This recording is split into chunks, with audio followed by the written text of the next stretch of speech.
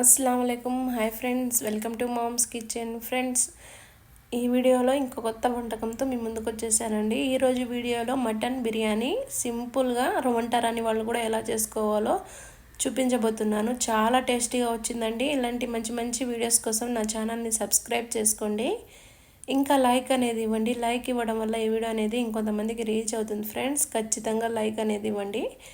ఈ మటన్ బిర్యానీ అనేది పక్క కొలతలతో ఎలా చేసుకోవాలో ఈ వీడియోలో సింపుల్గా చూపించబోతున్నాను. ఇంకా వంటరాని వాళ్ళకు కూడా ఈ రెసిపీ చేసుకోవడం చాలా సులభం అండి. అంత సులువు చూపిస్తున్నాను, చాలా బాగుంటుంది. ఒకసారి మీరు కూడా ట్రై చేయండి. ఇప్పుడు ఈ మటన్ బిర్యానీ ప్రాసెస్ చూద్దాం ఎలా చేసుకోవాలో. ఫస్ట్ బాస్మతి రైస్ని బాగా క్లీన్ చేసుకొని పెట్టుకోవాలి. ఈ విధంగా నానబెట్టేసుకోవాలి ముందుగానే. నేను 3 గ్లాసు బాస్మతి రైస్ తీసుకున్నానండి. బాగా వాష్ చేసుకొని ఒక హాఫ్ అన్ అవర్ ముందు నానబెట్టేసుకోవాలి. అప్పుడు బిర్యానీ అనేది చాలా టేస్టీగా ఉంటుంది. ఆ తర్వాత 600 గ్రామ్స్ మటన్ అనేది తీసుకుంటున్నాను నేను ఇక్కడ. కుక్కర్లో తీసుకొని మటన్ అనేది 1 గ్లాసు వాటర్ అనేది వేసుకోవాలి. ఎందుకంటే మటన్లో కొంచెం వాటర్ అనేది ఉంటుంది. 1 గ్లాస్ వాటర్ వేసి రుచికి సరిపడినంత సాల్ట్ అనేది వేసుకోవాలి. ఆ తర్వాత కొంచెం 1 టీ స్పూన్ కారం అనేది వేసుకుంటే సరిపోతుంది. ముక్కలు అనేవి మరీ సప్పగా కాకుండా చాలా టేస్ట్ అనేది వస్తుంది ఈ విధంగా కారం వేసుకోవడం వల్ల. ఈ విధంగా కారం వేసుకున్న తర్వాత ఒకసారి బాగా మిక్స్ చేసుకోవాలి. ఈ వాటర్ ఇంకా మటన్ అనేది ఇది కారము అన్నీ మిక్స్ అయ్యేటట్టు బాగా మిక్స్ చేసుకొని మూత పెట్టేసి ఒక 10 విజిల్స్ వచ్చేదాకా ఉడికించుకోవాలండి. స్టవ్ వెలిగించి స్టవ్ మీద పెట్టేసి ఉడికించుకున్న తర్వాత ప్రెషర్ అంతా పోయిన తర్వాత విజిల్ తీసి కుక్కర్కి మూత తీసి చూస్తే మటన్ అనేది మరీ ఎక్కువగా ఉడికించకూడదండి, మరీ తక్కువగా ఉడికించకూడదు. మీడియం ఒక 70% ఉడికించుకోవాలి. ఆ తర్వాత అది పక్కన పెట్టేసేయాలి. స్టవ్ వెలిగించి కడాయి పెట్టేసుకోవాలి. 4 టేబుల్ స్పూన్స్ ఆయిల్ అనేది వేసుకోవాలి. కొంచెం ఆయిల్ ఎక్కువగానే పడుతుంది బిర్యానీకి, లేకుంటే పొడి పొడిగా అయిపోతుంది బిర్యానీ అనేది. ఆ తర్వాత 2 దాల్చిన చెక్క, 2 ఇంచుల దాల్చిన చెక్క, 2-3 లవంగాలు వేసుకోవాలి. నేను ఇక్కడ మీడియం సైజు ఆనియన్ అనేది 4 ఆనియన్స్ తీసుకున్నానండి. మీడియం సైజు 4 ఆనియన్స్ తీసుకుంటే సరిపోతుంది. ఆనియన్స్ అనేవి గోల్డెన్ కలర్లోకి రావాలి. కొంచెం తొందరగా ఆనియన్స్ మగ్గాలంటే సాల్ట్ అనేది వేసుకోవాలి. అప్పుడు ఆనియన్స్ అనేవి తొందరగా మగ్గిపోతాయి. ఒక 3 పచ్చిమిర్చిని ఈ విధంగా నిలువుగా కట్ చేసుకొని వేసుకోవాలి. వేసుకొని ఆనియన్స్ అనేవి గోల్డెన్ కలర్లోకి వచ్చేదాకా హై ఫ్లేమ్లోనే మంట అనేది పెట్టేసి దగ్గరుండి కలుపుతూ ఉండాలి, లేకుంటే మాడిపోతుందండి ఆనియన్స్ అనేవి. ఈ విధంగా గోల్డెన్ కలర్లోకి వచ్చేసాయి ఆనియన్స్ అనేవి. ఈ విధంగా వచ్చేసిన తర్వాత టమోటాలు తీసుకోవాలండి. మీడియం సైజు 5 టమోటాస్ సరిపోతాయి. మీడియం సైజు 5 టమోటాస్ని కట్ చేసుకొని స్లైసెస్ లాగా వేసుకోవాలి. వేసి టమోటాలు అనేవి బాగా మగ్గిపోవాలి. హై ఫ్లేమ్లోనే పెట్టేసి మధ్య మధ్యలో కలుపుతూ ఉండండి. అప్పుడు టమోటాలు అనేవి కొంచెం తొందరగా మగ్గిపోతాయి. ఈ విధంగా మధ్య మధ్యలో కలుపుతూ ఉండాలి.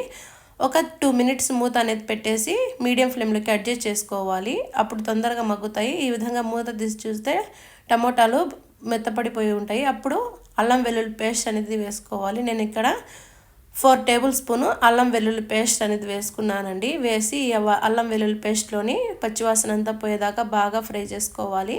అల్లం వెల్లుల్లి పేస్ట్ అనేది ఎప్పటికప్పుడు తయారు చేసుకుని వేసుకుంటే బిర్యానీ అనేది సూపర్ టేస్ట్గా వస్తుంది. ఆ తర్వాత కొబ్బరి పేస్ట్ వేసుకోవాలి. నేను ఇక్కడ 1 టేబుల్ స్పూన్ కొబ్బరి పేస్ట్ అనేది వాడానండి. ఈ విధంగా మసాలాలన్నీ బాగా ఫ్రై అయ్యేలాగా ఫ్రై చేసుకోవాలి. మధ్య మధ్యలో కలుపుకుంటూ దగ్గరుండి కలిపేసుకోవాలి. ఆ తర్వాత కొంచెం కొత్తిమీర, పుదీనా అనేది కట్ చేసుకొని వేసుకోవాలి.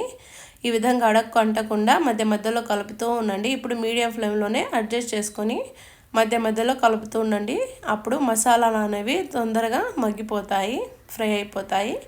ఆ తర్వాత రుచికి సరిపడినంత కారం అనేది వేసుకోండి. నేను ఇక్కడ 2 టీ స్పూన్ కారం అనేది వేసాను. ముందుగా మటన్లో 1 టీ స్పూన్ వేసున్నాను కదా, ఇప్పుడు 2 టీ స్పూన్స్ వేసాను. చూసుకొని వేసుకోండి. కారం తక్కువ తినేవాళ్ళు అయితే తక్కువ వేసుకోండి, ఎక్కువ తినేవాళ్ళు అయితే ఎక్కువ వేసుకోండి. నేను ఇక్కడ 2 టీ స్పూన్స్ వేసుకున్నాను.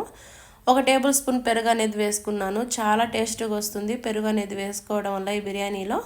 ఈ పెరుగు అనేది బాగా ఈ మసాలాలో మెల్ట్ అయిపోయేదాకా ఈ విధంగా కలుపుతూ ఉండండి.